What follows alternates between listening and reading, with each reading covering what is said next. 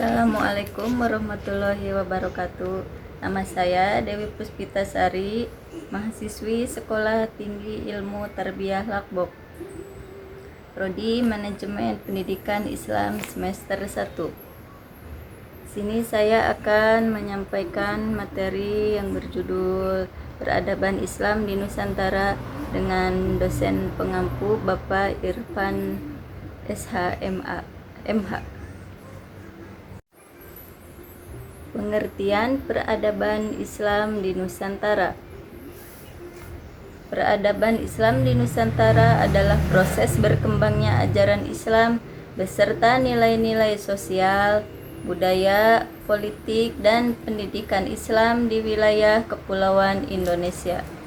Peradaban ini terbentuk melalui interaksi antara Islam dengan budaya lokal, sehingga melahirkan corak Islam yang moderat, toleran, dan akomodatif terhadap tradisi setempat. Bab selanjutnya, masuk dan berkembangnya Islam di Nusantara. Islam masuk ke Nusantara sekitar abad ke-7, sehingga abad ke-13 Masehi melalui jalur perdagangan, dakwah, perkawinan, dan pendidikan. Para pedagang Muslim dan Arab dari Arab, Persia, dan India berperan besar dalam penyebaran Islam, terutama di wilayah pesisir seperti Aceh, Malaka, Gresik, dan Demak. Penyebaran Islam berlangsung secara damai tanpa paksaan, sehingga mudah diterima oleh masyarakat lokal. Selanjutnya, peran kerajaan Islam di Nusantara.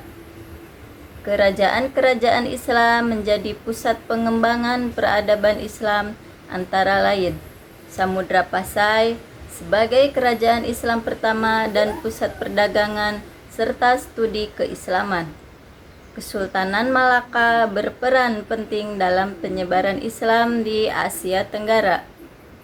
Kesultanan Demak menjadi pusat dakwah Islam di Jawa.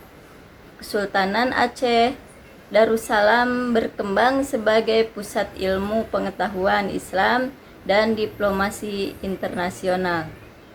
Kerajaan-kerajaan ini merupakan hukum Islam dalam pemerintahan dan mendukung pengembangan pendidikan serta budaya Islam.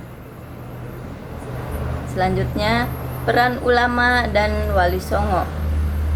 Ulama memiliki peran strategis dalam menyebarkan Islam. Di Jawa, wali songo menyebarkan Islam melalui pendekatan budaya seperti wayang, seni, dan tradisi lokal. Metode dakwah yang persuasif dan humanis membuat Islam berkembang pesat tanpa konflik. 5. Perkembangan pendidikan dan ilmu pengetahuan. Pendidikan Islam berkembang melalui pesantren, surau, dan dayah. Lembaga-lembaga ini menjadi pusat pembelajaran Al-Quran, hadis, fikih, tasawuf, serta pembentukan karakter umat.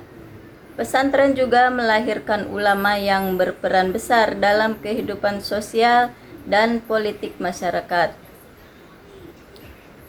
Pengaruh Islam dalam budaya Nusantara. Islam memengaruhi budaya Nusantara dalam berbagai aspek, seperti arsitektur masjid dengan ciri atap bertingkat, seni kaligrafi dan sastra Islam, tradisi keagamaan seperti maulid, tahlilan, dan sekaten. Akulturasi ini menunjukkan kemampuan Islam beradaptasi dengan budaya lokal tanpa menghilangkan nilai dasarnya. Selanjutnya, peran Islam dalam perlawanan kolonialisme. Umat Islam dan peran ulama berperan penting dalam melawan penjajahan, seperti perjuangan Sultan Hasanuddin, Tuanku Imam Bonjol, dan Pangeran Diponegoro. Islam menjadi sumber semangat perjuangan dan identitas perlawanan terhadap kolonialisme. Yang terakhir yaitu kesimpulan. Peradaban Islam di Nusantara berkembang secara damai dan berkelanjutan melalui perdagangan, dakwah, dan pendidikan. Akulturasi Islam dengan budaya lokal melahirkan peradaban yang khas, toleran, dan berpengaruh besar dalam pembentukan identitas bangsa Indonesia hingga saat ini. Demikian presentasi dari saya. Mohon maaf apabila terdapat banyak kesalahan. Assalamualaikum warahmatullahi wabarakatuh.